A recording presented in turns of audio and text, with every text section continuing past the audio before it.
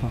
Les usines que nous avons en Bretagne, nos clients ne les voient pas. Et pourtant, on fabrique 300 millions de produits par an dans nos usines. Nos usines, on a passé récemment, avec Alain Bougrain-Dibourg, le président de la Ligue de protection des oiseaux, une convention avec la LPO. On a une usine qui fabrique des parfums à Plermel. Eh bien, cette usine, il y a 14 hectares. On est en pleine nature. Eh bien, on travaille avec la LPO. Ils ont fait l'étude de la biodiversité. Et les salariés travaillent avec la LPO pour à la fois booster la biodiversité qu'il y a sur ce site-là, par des nichoirs, par des plantations d'arbres, etc., etc. Et ça, j'insiste beaucoup, parce que souvent, il y a beaucoup de choses qui se font et qui ne se voient pas, et pour moi, c'est extrêmement important. On a une chaudière au bois dans une de nos usines, qui permet à la fois de créer un emploi en Bretagne, de chauffer donc, avec des matières renouvelables, le bois, hein, de faire une économie de 1000 tonnes de CO2 par an, et en plus, d'après les échos des salariés, ils trouvent que la chaleur est meilleure. Donc ça, c'est le rôle du développement durable, c'est faire en sorte qu'on continue à avancer, d'un côté à diminuer notre impact sur l'environnement, même à le booster, hein, parce que moi j'insiste beaucoup là-dessus, et puis d'autre côté, ben, sur nos produits, ce qui est peut-être le plus visible, de travailler à la fois sur la traçabilité de nos matières premières végétales, à la fois sur nos formules, à la fois sur l'éco-conception de nos packaging. Hein, on a les packaging maintenant où on a 50, 60, 70% de matières qui sont recyclées. Donc tout ça, c'est un travail quotidien. Et pour moi, c'est essentiel. Ça, c'est le travail de toutes les équipes que l'on ne voit pas, mais qui font qu'à un moment donné, on a un acte. Le rouge à lèvres, par exemple, on a décidé de ne pas mettre de plomb pour lester nos rouges à lèvres.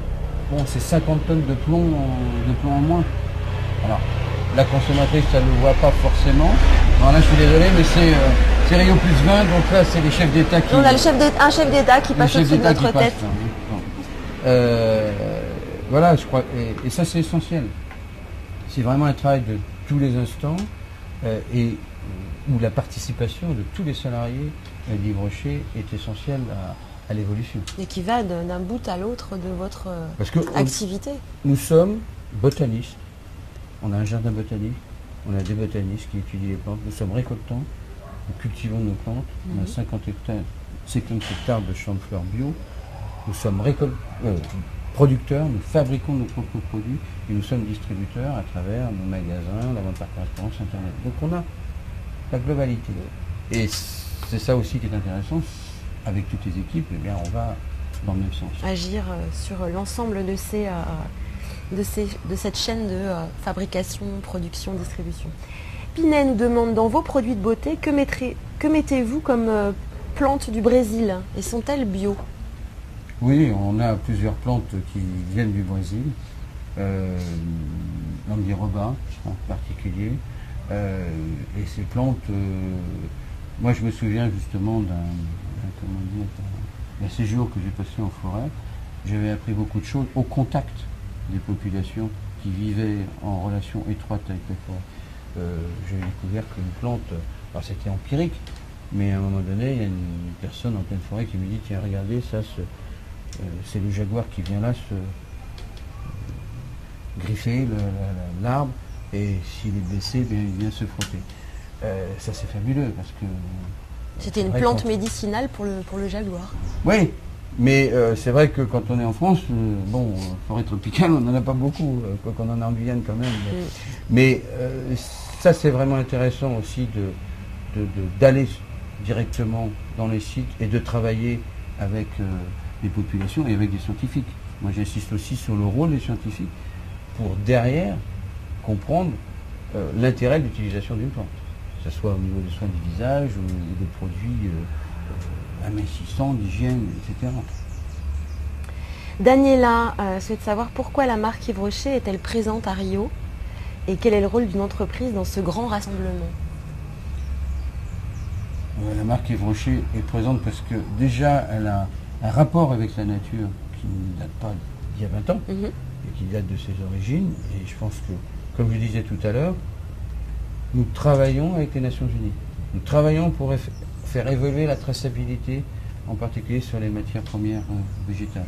Nous travaillons pour mettre en œuvre des opérations avec des populations locales.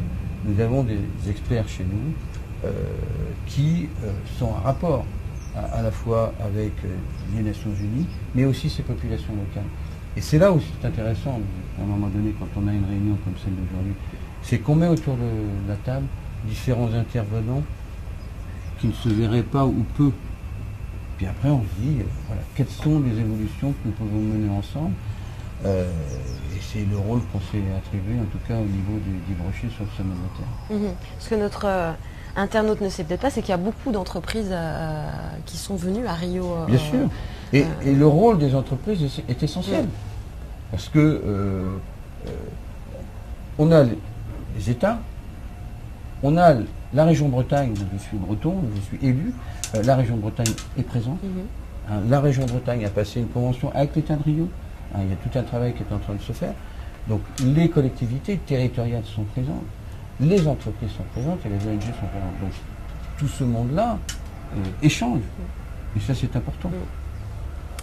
Evelyne voudrait savoir qu'allez-vous porter concrètement comme message en tant qu'entreprise ces jours-ci à ce sommet ou auprès des gens que vous rencontrez. Ce que je vous disais, il y a le message de la marque Yves Rocher où effectivement en se fédérant avec des autres marques, on ne connaît pas les concurrents, mais en même temps on fait le même métier, en se fédérant pour avancer sur tout l'aspect, la traçabilité de nos filières végétales. Ça, c'est un message important. C'est un message très important. Des groupes de différentes origines, en travaillant sur cette notion globale du développement durable. Parce que toute entreprise a un impact sur l'environnement.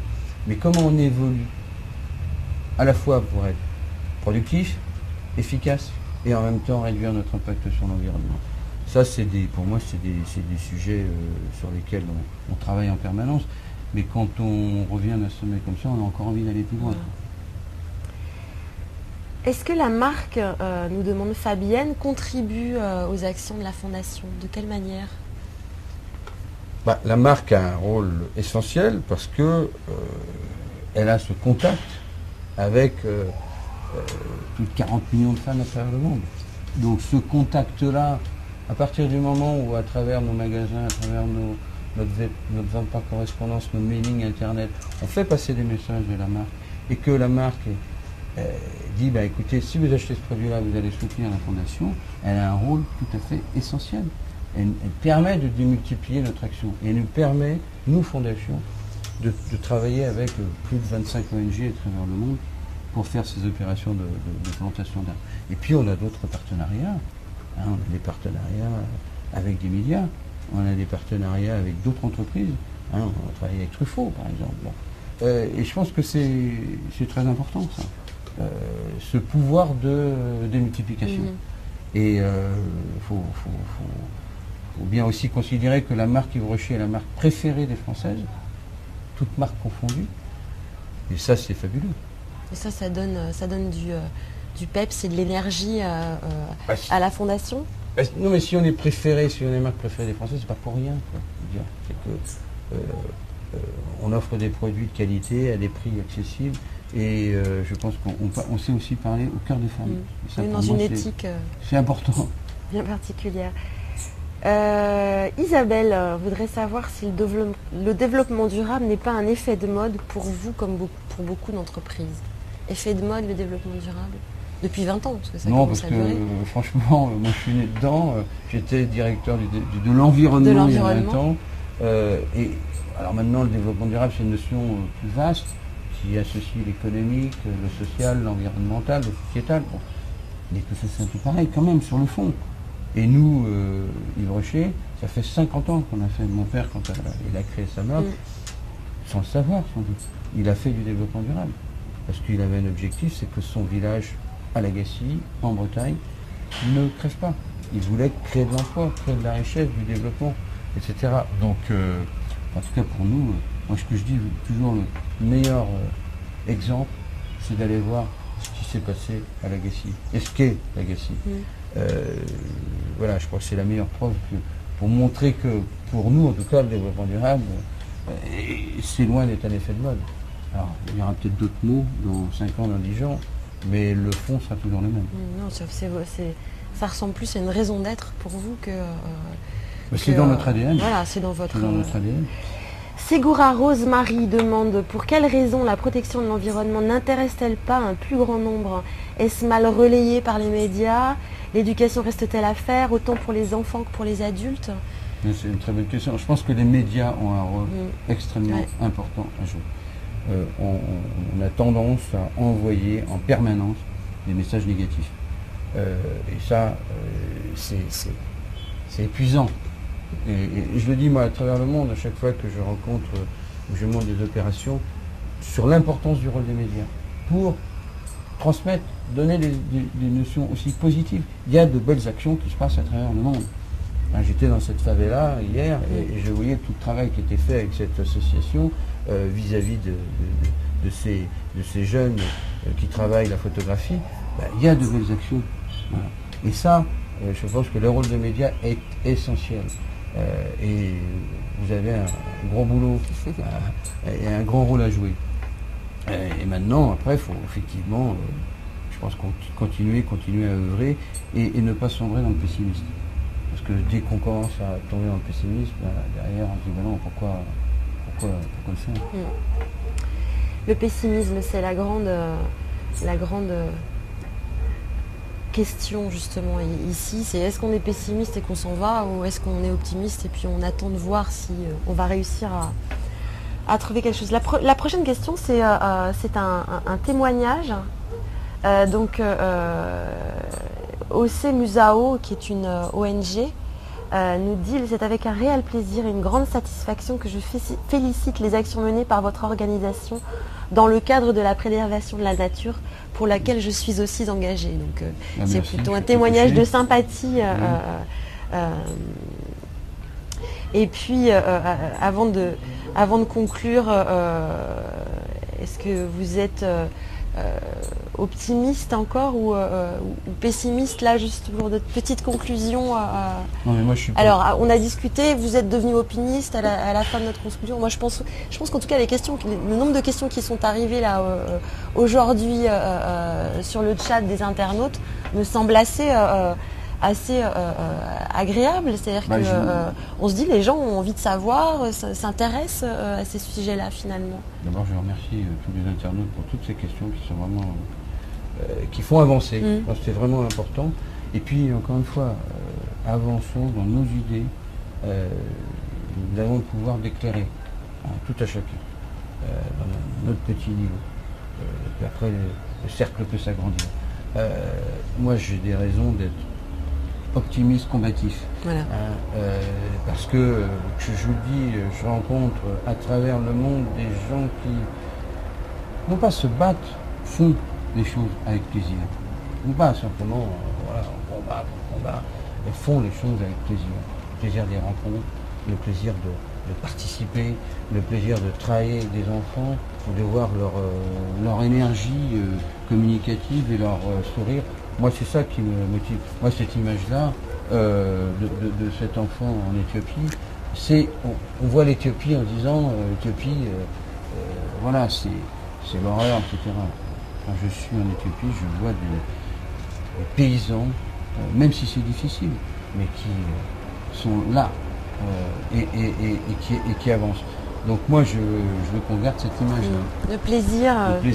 Plaisir et énergie, mais c'est sur ces deux mots, plaisir et énergie, qu'on va se quitter en remerciant tous les internautes qui nous ont posé des questions, qui vous ont posé des questions aujourd'hui. Et à très bientôt, j'espère. Merci à vous. Yeah, yeah, yeah.